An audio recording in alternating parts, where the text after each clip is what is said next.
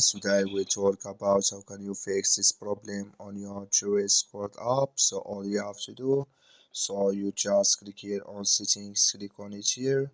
When you just click on settings, it's going to show for you list like this here.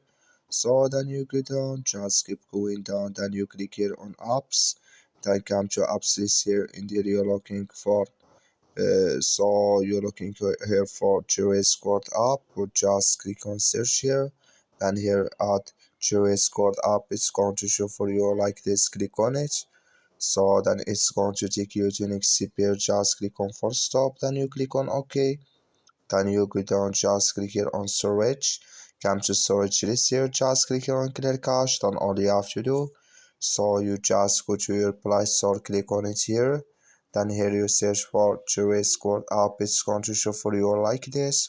You will find here update, click on it, and it's going to work with you. That's all you have to do. Thank you for watching. Don't forget to support us by liking, subscribe.